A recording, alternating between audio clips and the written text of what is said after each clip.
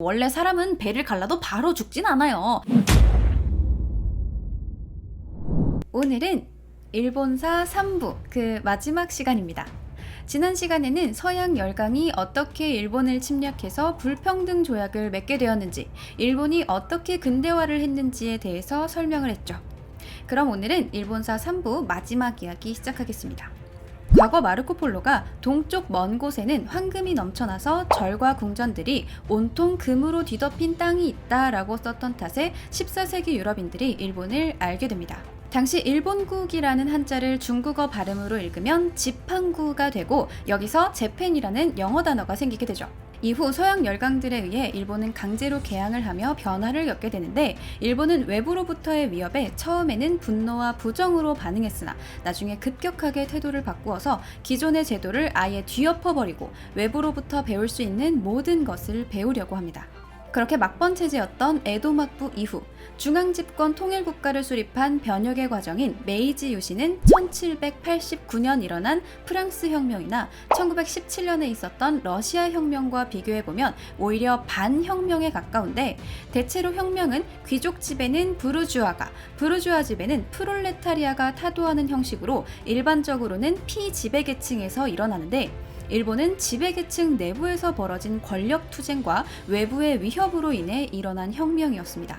그러다 보니 메이지 유신은 일본 사회의 보수성과 안정성을 가져다 주게 되죠. 커다란 개혁을 지배계층에서 서서히 이루어 나갔고, 그러다 보니 사회가 크게 삐끗하거나 붕괴되는 일 없이 안정성을 유지할 수 있는 겁니다. 이러한 이유로 지금도 일본 대중은 정치 참여에 관심이 좀 덜하죠.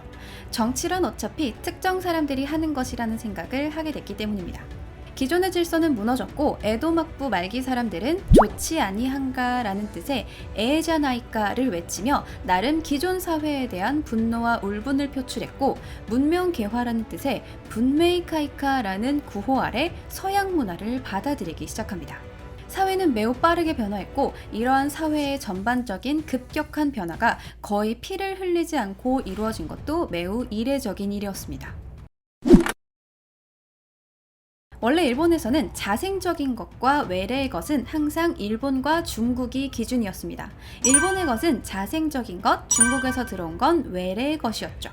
하지만 아시아 문화권이 대부분 그렇듯 일본 역시 조선이나 베트남처럼 많은 부분에 있어서 중국의 문화를 받아들였고, 언어 역시 중국의 것을 수입해왔습니다. 6세기에 처음으로 일본어를 문자로 옮기려는 시도를 했고, 중국의 한자를 가져와서 일본어를 만들었는데, 그 과정에서 각 한자에 최소 2가지 발음이 부여되기 시작합니다. 우리가 흔히 김라임이라고 쓰고 게으름뱅이라고 읽는다 하는 식의 이야기는 일본어의 음독과 훈독 때문에 생긴 말인데, 훈독은 그 한자의 의미를 나타내는 일본 단어이며, 음독은 당시 일본어 발음을 중국 한자 발음에 가장 가깝게 나타낸 소리입니다. 따라서 사람 인자의 음독은 중국 북방의 발음인 진이 되기도 하고 남방의 발음인 닌이 되기도 하고, 훈독으로 읽으면 일본어로 사람을 뜻하는 히토가 됩니다.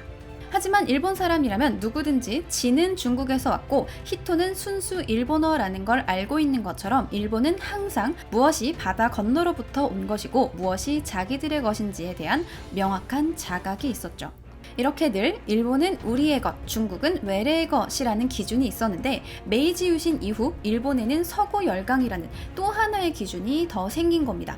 하지만 이번에는 중국의 경우와 달리 강제 개항과 당시 세계 정세 등의 상황으로 인해 일본은 아시아 국가들에 대한 멸시와 동시에 서구의 것을 강하게 동경하게 됐고, 이것은 거의 병적인 수준에 달하게 됩니다.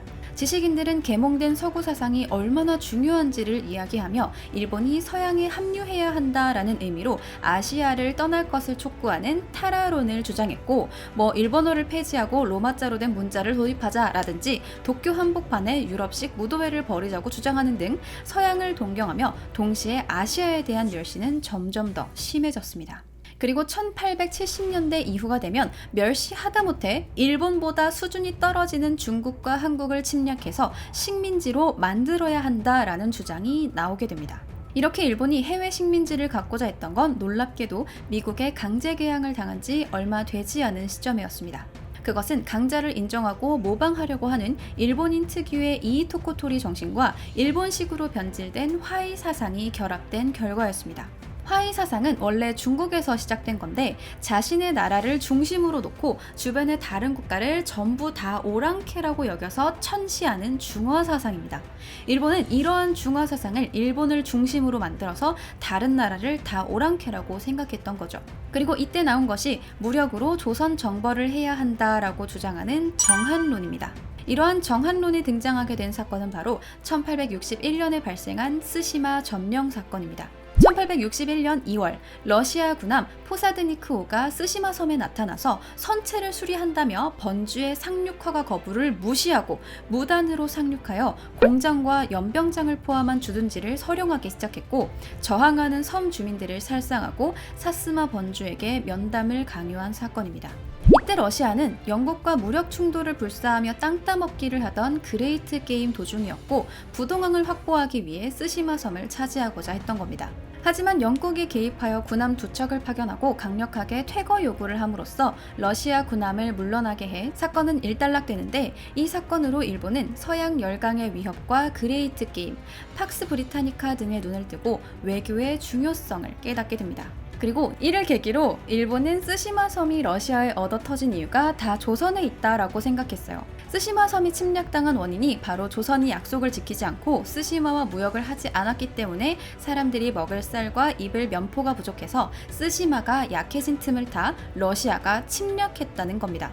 그래서 1870년대에 이 정한론이 대두되긴 했는데 사실 정한론은 고대의 일본 건국사인 일본 서기에도 등장합니다. 과거 일본과 한국 사이 무력 충돌이 일어날 때마다 신탁을 받은 진구황후가 신의 보호 아래 신라를 무력으로 침략하고 백제와 고구려까지 정복했다며 침략을 정당하게 만드는 일본 설화 진구황후의 사만정벌이 등장한 거죠. 이후에도 꾸준히 몽골 침공이나 임진왜란 때마다 조금씩 바뀌어 학자들 사이에서 인용되었고 에도 막부는 조선과 국교 정상화로 선리노후를 유지하다가 17세기 후반에 다시 사만정벌설에 입각해 조선 멸시론이 대두된 겁니다. 하야시 시헤이나 사토 노부히로 등이 조선은 일본에 복속하였던 나라이며 몽고, 조선을 침공하고 중국 본토까지 침략해야 한다라고 이야기했는데 이를 이어받은 사람이 바로 야스쿠니 신사 신이 제1호이며 일본 우익 사상에서 빼놓을 수 없는 핵심 인물이자 일본 총리였던 아베 신조가 가장 존경하는 인물로 꼽으며 아직까지도 영향을 미치고 있지만 동시에 너무 과대평가받았다고 논란이 있는 인물인 요시다 쇼인입니다. 요시다 쇼인은 조슈번 사람이었는데 그에게 영향을 받은 조슈번 사람으로는 두말 하면 입 아픈 이토 히로부미, 일본 의회제도 최초의 총리이자 일본 군국주의의 아버지인 야마가타 아리토모, 명성황후 시해 사건을 주도했던 미우라 고로, 경복궁 기습을 주도했던 오시마 요시마사 등이 있는데 특히 이 오시마 요시마사는 일본 총리였던 아베 신조의 고조부입니다. 정작 본인은 메이지 유신 시작하는 것도 제대로 못 보고 잠깐 학생들 몇 가르치다가 안세이 대옥 사건 때 잡혀간 뒤 29살의 나이로 사망하긴 했지만 어쨌든 그의 의지를 이은 제자들 덕분에 이렇게 일본에 지대한 영향을 미치게 된 인물인 요시다 쇼이는 취하기 쉬운 조선, 만주, 진화를 무력으로 평정하고 교역에서 러시아, 미국에서 잃어버린 것을 조선과 만주에서 토지로 보상받아야 한다 라며 서양에 대한 대체 보상으로 조선을 시작으로 한 대륙 침공을 구상했습니다. 그리고 조선을 취하고 만주를 차지하고 중국을 제압하며 인도까지 침입해 진취 세력을 넓혀서 진구황후와 도요토미 히데요시가 이루지 못한 것을 완수해야 한다라며 정한론을 정당화합니다. 이 당시 조선에서는 도가 너무 중요해서 도를 지키는 것이야말로 나라의 존망을 뛰어넘는 절대적인 행위이며 왕조가 존귀한 것은 도를 실천하고 있기 때문이고 만약 국가가 망하더라도 도에 따라 죽는 것이야말로 인륜의 올바른 행위라고 여겼습니다. 하지만 근세 일본은 불교나 신도, 난학 등이 혼재되어 있었고 그러한 일본에서 절대적으로 지켜야 할 도 같은 건 존재하지 않았습니다. 그리하여 서구의 충격이라는 위협에 대항하기 위해 절대적인 도 대신 지켜내야 할 무언가를 창출하게 되는데 그것이 바로 국채입니다. 국채란 천황제를 중심으로 한 일본의 통치 체제를 뜻해요. 일본은 덴노를 내세워서 국가를 절대화시켰기 때문에 자신들에게 절대적인 이 국가를 지키기 위해서는 어떠한 특정한 수단과 방법을 가리지 않아도 괜찮은 거예요. 그래서 일본은 절대적인 이 나라라는 걸 구하기 위해서라면 얼마든지 양이론에서 계곡론으로 손바닥 뒤집듯 전환할 수 있었던 겁니다. 이러한 요시다 쇼인의 정한론을 정부에 제시한 건 요시다 쇼인의 제자였던 기도 다카요시였어요. 조낭파가 막부를 물리치고 왕정을 복구하던 시기에 기도 다카요시는 비록 우리 조낭파가 승리하긴 했지만 막부의 불만이 걱정이다. 그들의 불만을 돌리기 위해서라도 우리는 조선을 침략해야만 한다 라고 이야기했고, 사스마의 핵심 인물이었던 사이고 다카모리도 이렇게 이야기합니다. 온 세계 열강이 식민지를 건설하려 혈안이 되어 있는 이때 우리도 서둘러 그 대열에 끼지 않으면 메뚜기 떼가 휩쓸고 간 빈 밭밖에 남지 않게 될 것이다. 그러니 가장 가까운 이웃나라 조선이라도 일단 확보해 두어야 한다 라고 했는데, 기도 다카요시, 사이고 다카모리, 그리고 나중에 등장할 오쿠보 도시미치, 이 세 명은 메이지 유신을 이끌던 3인방으로 흔히 유신 삼걸이라고 불립니다. 이렇게 여러 지식인들 사이에서 정한론이 대두되고 사회적 분위기로 인해 당시 일본에서의 조선 침략은 선택이 아닌 필수였습니다. 문제가 되는 건 일본이 언제 침략할 준비가 되느냐였죠. 이때는 전 세계적으로 식민지 확보 광풍이 불던 때였고, 제국주의에 반대하던 미국까지 하와이, 푸에르토리코, 필리핀을 식민지로 삼았고, 땅이 작아서 거의 나라 취급도 못 받던 벨기에조차도 아프리카 대륙에서 약탈을 일삼고 있었습니다. 이러한 상황에서 일본은 조선이 중국에 크게 의존하고 있었고 스스로 독립을 유지하기 위해 개혁을 할 능력도 의지도 없다고 보아 서구 열강이 침략해왔을 때 조선은 저항 한번 제대로 못해보고 서양에 먹힐 것이라고 생각했고, 만약 조선이 식민지가 될 거라면 일본의 식민지가 되어야 한다라고 보았습니다. 한편 1868년 막부를 멸망시키고 일본의 정권을 거머쥔 메이지 정부는 야심찬 근대화 작업을 실시하게 되는데, 이러한 정부의 개혁으로 인해 무사들의 불만은 날로 커져만 갔습니다. 왜일까요? 분명 메이지 유신을 세운 건 다 사무라이들이고 무사들인데 왜 개혁한다고 기분이 나빴을까요? 잘 한번 생각해 봅시다.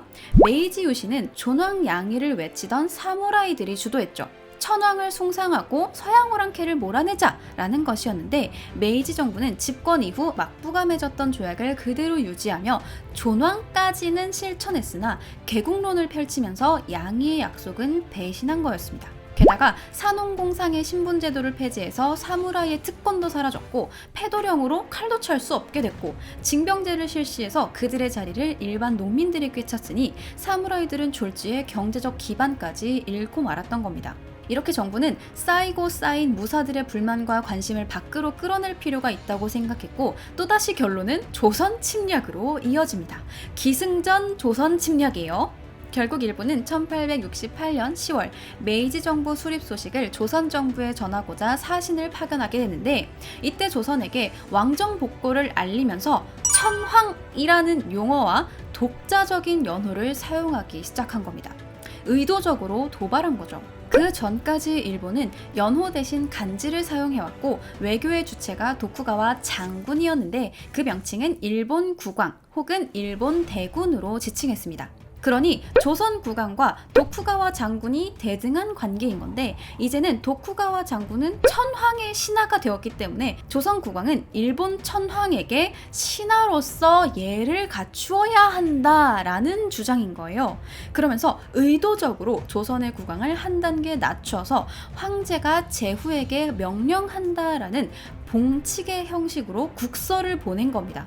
그래서 이 국서에는 황조, 황상, 황실, 봉칙 등 조선을 자극하는 용어를 많이 사용했어요. 조선은 이를 거부하고 조일 간의 외교 문서인 서계의 양식을 변경하라고 계속 요구했지만, 일본은 계속 황이라든가 칙 같은 문자를 사용하는 양식을 관철했고, 당연하게도 조선 정부는 일본이 보낸 국서를 받으려고 하지 않았습니다. 그리고 일본 정부는 조선이 이 서계를 거부할 것이라는 걸 확신하면서 사절을 파견했기 때문에 기도 다카요시는 사절이 조선에 도착하기도 전에 이미 조선이 이제까지 천황에게 조공해오지 않았다는 점을 비난하면서 조속히 천하가 나아가야 할 방향을 정하고 그 사절을 조선에 보내어 그들의 무례를 묻고, 만약 그들이 불복할 때에는 죄를 알리어 그 땅을 크게 공격하고 신주, 일본이에요. 이 신주라는 말은 일본의 위험을 신장시키길 원한다 라고 이야기하면서 조선에 무례를 묻고 조선이 일본의 외교적인 요청을 받아들이지 않으면 즉각 조선을 공격하도록 촉구하자라는 이야기를 합니다. 자, 이제 조선의 합병은 더 이상 미룰 수 없는 일이 됐어요.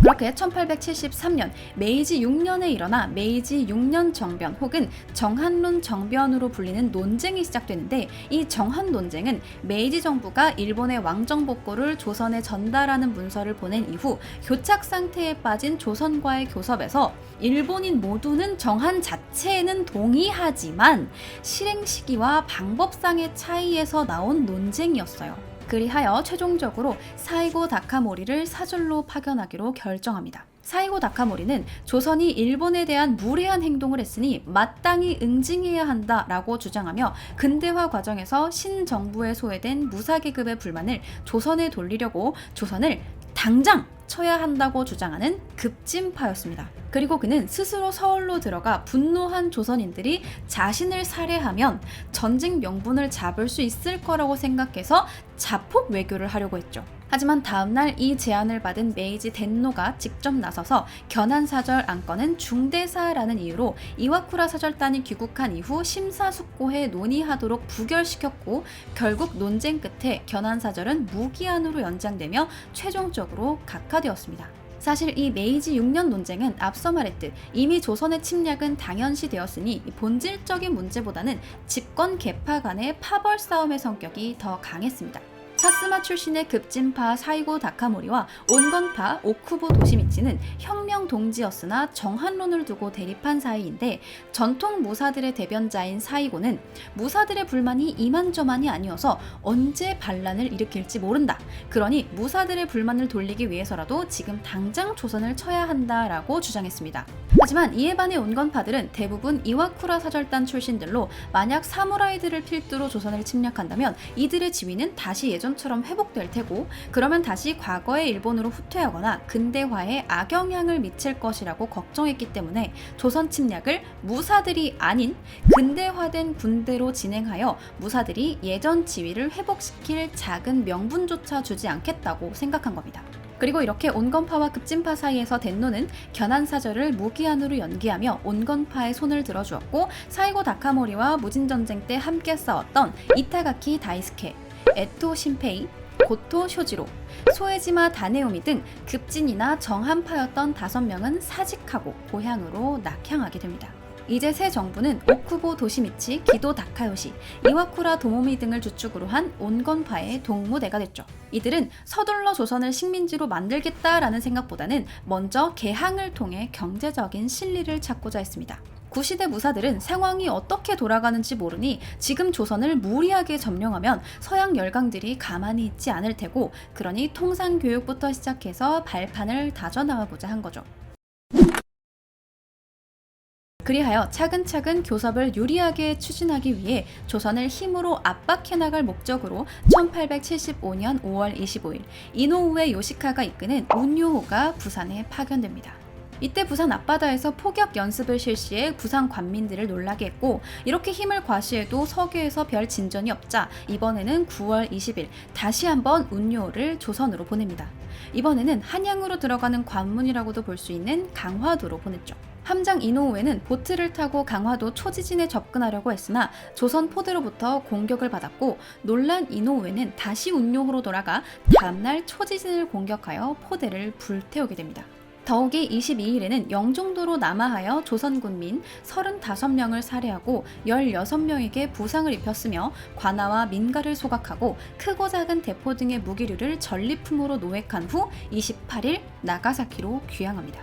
총 50명가량의 사상자가 난 조선에 비해 일본군은 겨우 2명이 부상을 당한 정도였는데, 그것도 상륙 도중에 뻘을 건너다가 발목을 삐끗해가지고 2명이 다친 거예요. 당시 일본은 근대식 화포로 무장했기 때문에 조선군은 속수무책으로 당했는데, 오히려 일본은 적반하장으로 나오게 됩니다. 이 사건은 일본에서 땔감과 물, 식량을 구하기 위해서 상륙하려던 것 뿐이었는데 조선 측에서 먼저 발포를 했기 때문에 우리는 응사한 거다.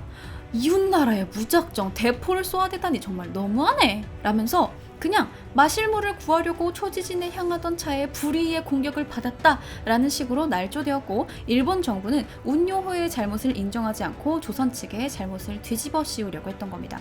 그러더니 6개월 뒤 일본은 함대 6척을 거느리고 다시 강화도 해상에 나타나 대포로 위협했고, 조선은 일본의 요구대로 통상조약에 임하였죠.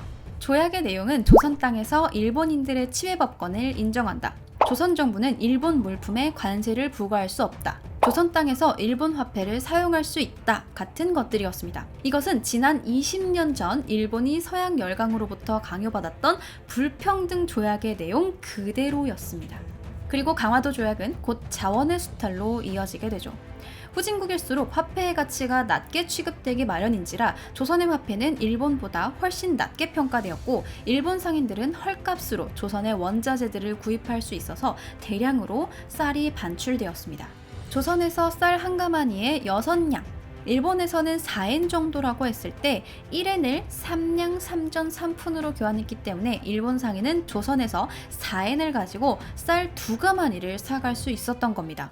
기근과 수탈, 상품 화폐 경제의 진전 등으로 인해 당장 현금이 부족한 빈농들은 쌀값이 싼 시기에 미국을 팔 수밖에 없었고, 지주나 부농들은 지켜보고 있다가 쌀값이 비쌀 때 파는 게 가능했습니다. 일본 상인들은 조선인들을 폭력으로 위협하여 폭리를 취했고, 흥정도 하지 않고 상품을 싼 가격으로 사간다거나 조악한 상품을 속여서 파는 등의 일은 일상적으로 일어났습니다. 따라서 폭력 사건이 빈번하게 일어났는데, 치외법권으로 인해 조선은 일본인을 처벌할 수 없었고, 일본 상인은 자국법의 보호를 받으며 폭리를 취했습니다. 그러니 당연히 일본을 향한 민중들의 감정이 좋을 리가 없었죠. 이렇게 반일 감정이 커져가는 가운데 이모군란이 터지게 됩니다. 이 반란의 배경에는 민씨 정권에 대한 민중의 증오도 꽤 컸는데, 사건의 발단은 군인에 대한 현물급여가 13개월이나 지체되었던 데 있었습니다. 1882년 7월 19일이 되어서야 수개월분의 미곡이 지급되었는데, 거기에는 쌀 겨나 썩은 쌀, 모래 등이 섞여 있었고 실제 지급액은 절반 정도밖에 되지 않았습니다. 그러자 병졸들은 여기에 분노하여 관리와 싸움을 벌였고, 민겸호의 집으로 쳐들어갔으나 그가 집에 없음을 알고 집을 파괴하고 폭동을 일으키게 됩니다. 그 후 처벌을 면할 수 없게 된 이들은 대원군에게 구원을 요청하기 위해 사저인 운현궁으로 향하게 되죠. 그리고 그의 지시에 따라 일본 공사관을 불태우고 신식군대인 별기군의 교관을 포함해 일본 순사 13명을 살해합니다. 그렇게 창덕궁까지 쳐들어가 집이 부서지는 와중에도 부재 중이었던 민겸호와 경기도관찰사 김보현을 살해하고 민비까지 살해하려 했으나 민비는 궁녀로 위장하여 탈출하게 됩니다. 그러자 사태의 심각성을 느낀 고종은 지금부터 크고 작은 공무는 대원군이 결정하도록 명한다라고 전교를 내려 대원군에게 정권을 위임하게 되죠.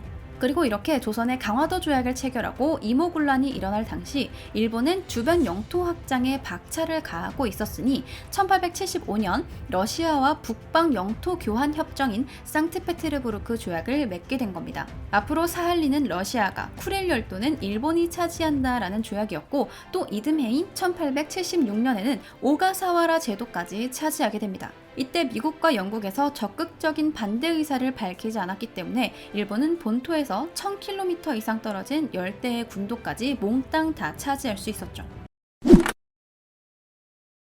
그리고 사이고 다카모리가 물러난 이후 메이지 정부는 온건파 관료 집단이 전국을 주도하게 되는 이른바 오쿠보의 독재 시대가 도래하게 됩니다. 구미 열강의 문물을 직접 확인한 그는 미친 듯이 따라해서 일본을 열강의 반열로 올려놓고 말겠다라고 다짐했고, 반면에 권력에서 밀려난 무사들은 오쿠보를 타도하겠다라며 이를 갈게 됩니다.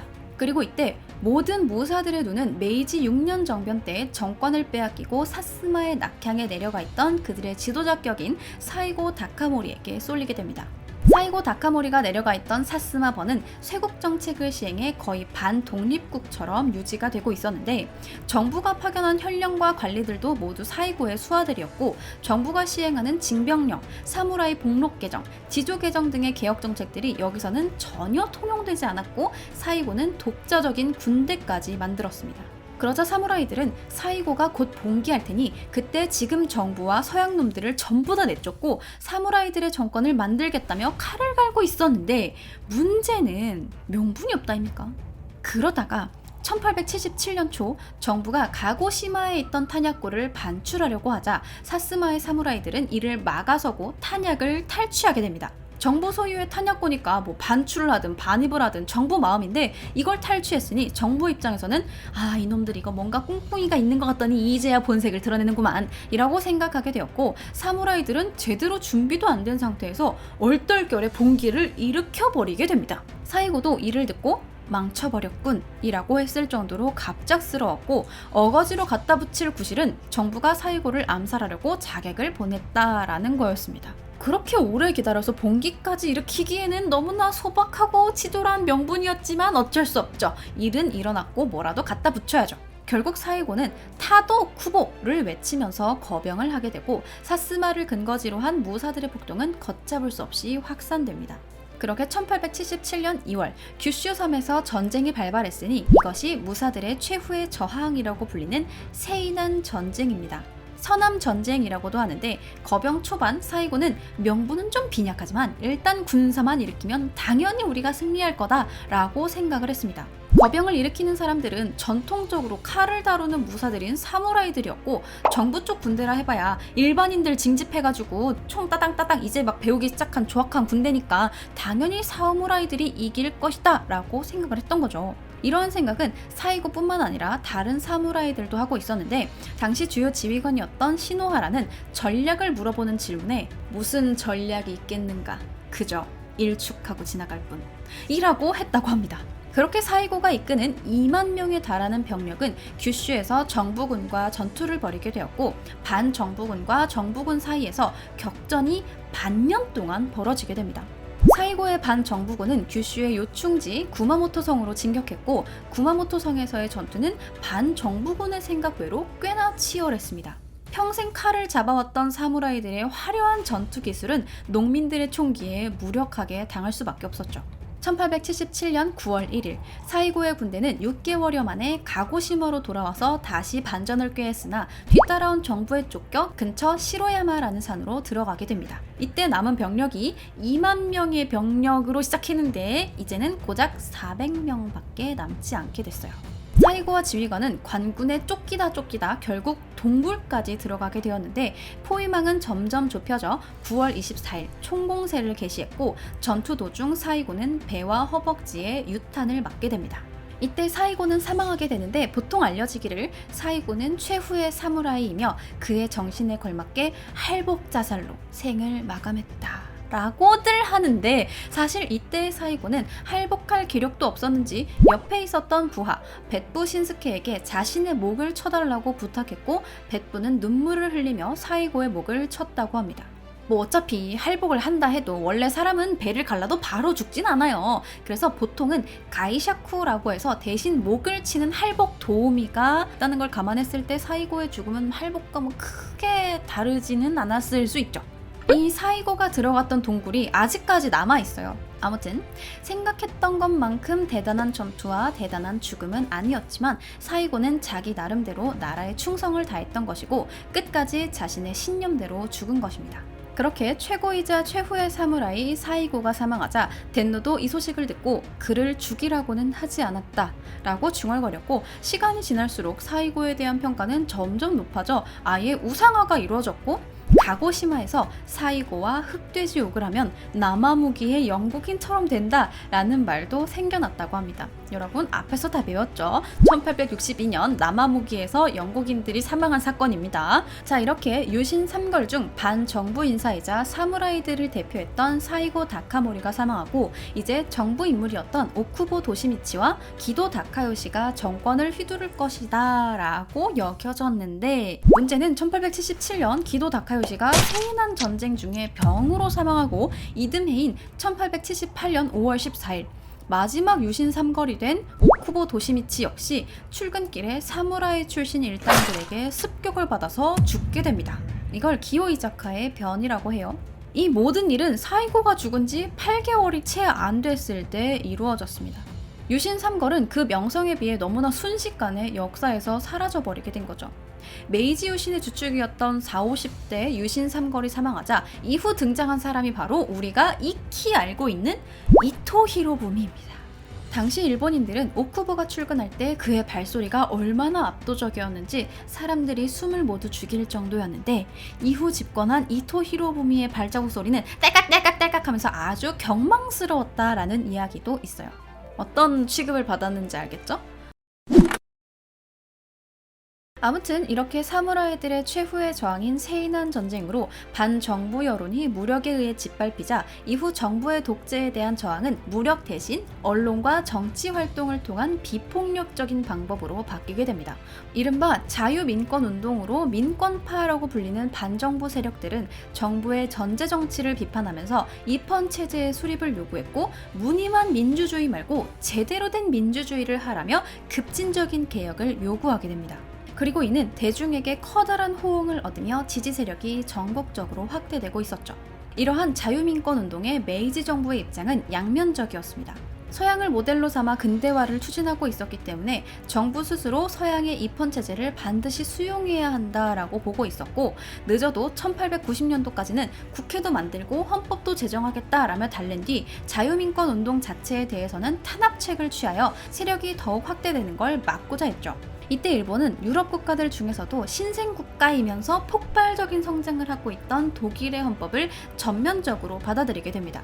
그렇게 나름 좋은 것만 취해서 시간도 절약하고 부작용도 최소화한 메이지 헌법이 1889년 덴노에 의해 발표되는데, 독일과 다른 점은 일본은 정부 주도였다는 점과 덴노라는 굉장히 특이한 인물이 존재했다는 겁니다.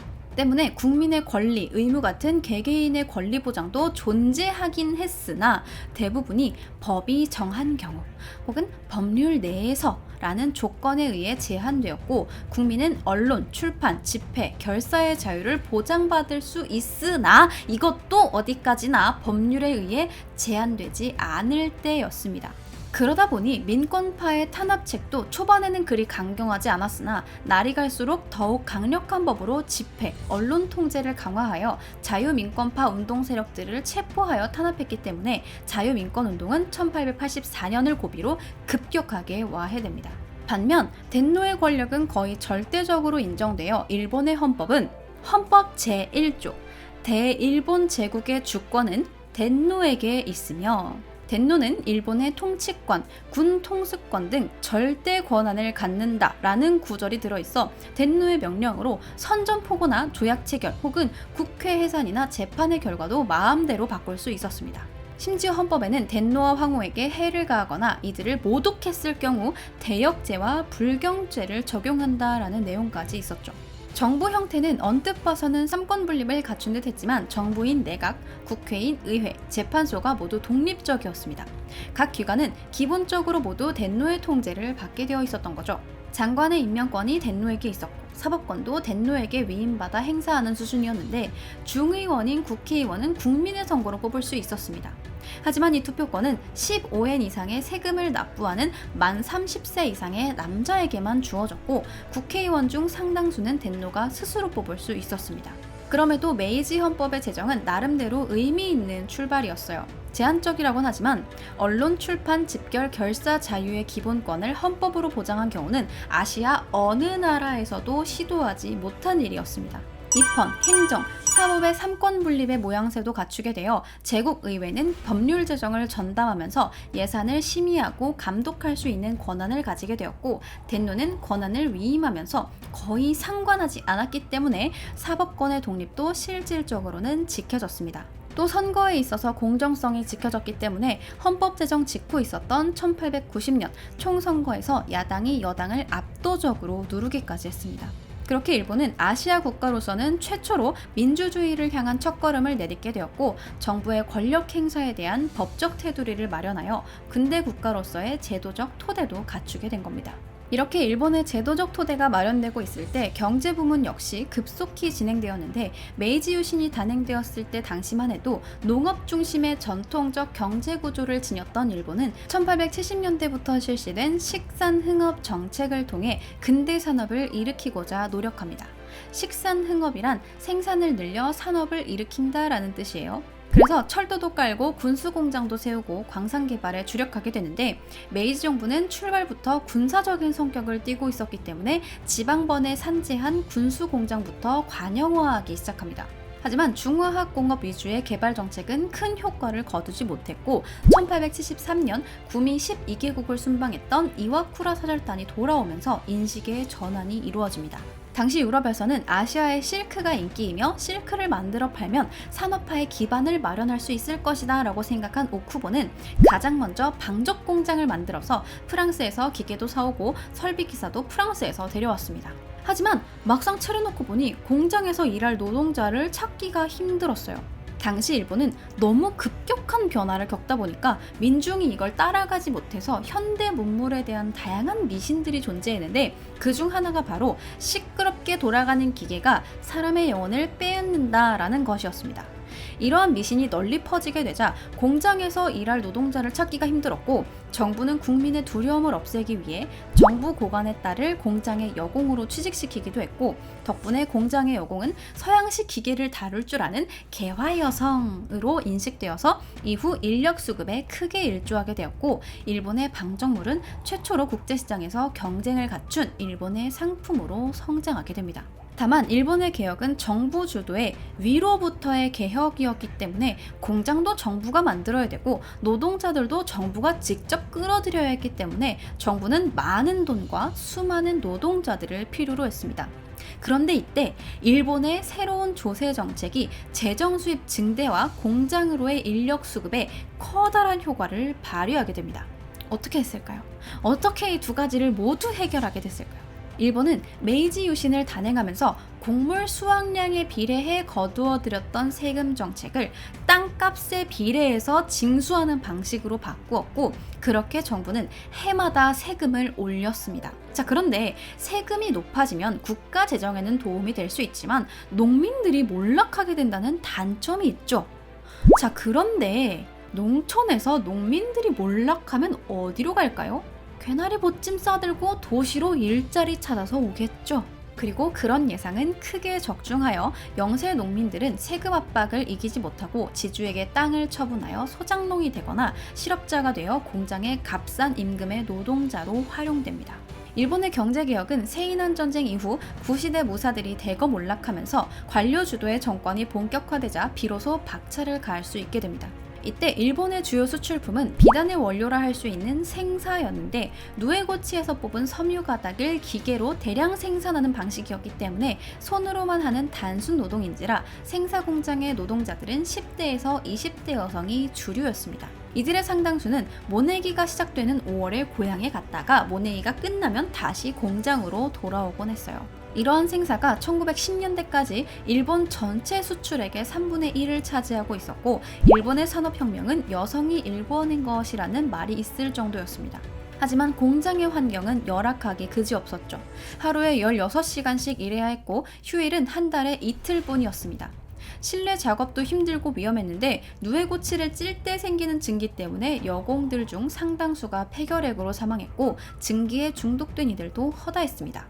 이렇게 여성들이 주로 생사공장의 여공으로 일한 반면 남성들은 탄광에서 석탄을 캐는 광부가 됐는데 탄광 작업 환경 역시 열악하기는 마찬가지여서 수백 미터까지 파고 들어간 갱도에는 뜨거운 열과 석탄가루로 가득해 제대로 숨쉬기조차 힘들었고 열악한 작업 환경으로 사망, 부상사고가 잇따랐습니다. 하지만 이러한 과정으로 일본의 산업은 비약적으로 성장할 수 있었고 1880년대 후반부터 메이지 정부는 정부가 육성한 공장을 하나씩 민간에 팔아넘길 수 있게 됐습니다. 이는 독일의 성장 방식을 따라한 것이기도 해요. 시작은 정부가 하지만 성장은 민간 기업이 하도록 맡긴 겁니다. 그리고 이때 싼 값에 공장을 인수한 세력은 웅번의 도래시기부터 사스마, 조슈 등을 후원했던 미쓰이, 미쓰비시 같은 거상들이었습니다. 정부는 싼 값에 공장을 넘기는 특혜를 베푼 만큼 이들 기업에게 막대한 정치 자금을 후원받을 수 있게 된 거죠. 결국 민간 기업을 성장시키는 데는 정경유착이 깔려 있었던 겁니다. 당시 공장을 인수한 미쓰이, 미쓰비시 등은 1930년대부터 러일 전쟁 이후 배상금을 받지 못해 경기가 기울어 도산하는 기업들 사이에서 군수품을 생산하는 중화공업회사로 전환하더니 전쟁 후에는 일본을 대표하는 굴지의 재벌로 성장하게 됩니다. 그렇게 개항 이후 30년이 지난 1880년대가 되어서야 일본은 비로소 산업혁명을 추진할 수 있었고 산업의 힘은 곧 군사력으로 표출됩니다. 하지만 이러한 사실을 청나라와 조선은 전혀 모르고 있었죠. 한편 19세기 중엽, 일본의 개항으로 일본의 지식인들이 눈을 떴던 것처럼 19세기 후반, 조선의 개항으로 조선의 지식인들도 눈을 뜨고 있었습니다. 그 대표적인 인물이 김옥균이었고, 그는 일본이 이룬 근대화 과정 성과에 감탄하면서 이를 조선의 개혁 모델로 삼고자 했습니다. 조선의 독립개화를 위해 청나라와의 종속관계를 끝내고 새롭게 일본과 손을 잡아야 한다라고 주장했던 거죠. 하지만 조선의 정권을 쥐고 있었던 민씨 정권은 중국과의 전통적인 사대 외교만을 중시하고 있었습니다. 때문에 19세기 후반 조선의 정국은 친일 쪽인 개화파와 친청 쪽인 민씨 정권 간의 격렬한 대립이 있을 수밖에 없었고, 1884년 청불전쟁이 터져 조선에 주둔하고 있었던 청나라 병사들 절반가량이 철수하게 되자 개화파 세력들은 기회를 놓칠세라 후쿠자와의 지원을 받아서 쿠데타를 감행하며 민씨 정권을 축출하게 됩니다. 그들의 거사는 순간 성공하는 듯 했으나 청나라의 급한 수습과 혹시나 조선이 자주적인 근대화를 할까 걱정했던 일본의 비협조적인 자세로 개화파들의 개혁은 3일 천하로 끝나고 맙니다. 조선의 개화 지식인들을 꼬셔서 민씨 정권을 축출하게 하여 일본의 입지를 강화하려 했으나 갑신정변이 실패로 끝나자 일본은 청나라와 청일 양측 모두 조선에서 물러난다라는 텐진 조약을 맺으면서 한 발 물러나게 됩니다. 하지만 이후 청불전쟁에서 청이 패배하자 일본은 태도를 바꾸어 아시아에서 일본이 가장 우수하기 때문에 조선과 청나라 침략은 정당하다라는 논리를 펴며 아시아 침략을 주장합니다. 이후 일본은 만주와 조선의 지배권을 두고 러시아와 전쟁을 벌였고, 1904년 러일 전쟁으로 일본이 승리하자 서양 열강들은 이제 일본과 경쟁 구도가 아닌 거래를 하는 방향으로 태도를 바꾸게 되어서 가스라테프트 협정과 2차 영일 동맹, 포츠머스 조약 등을 맺습니다. 미국과 영국, 러시아가 일본의 한반도 지배를 인정하게 된 거죠. 그러자 일본은 1905년 즉시 을사조약을 맺었고, 그렇게 조선은 일본의 식민지가 됩니다. 자, 조선은 왜 일본의 식민지가 되었을까 3부작이 이렇게 마무리가 되었습니다.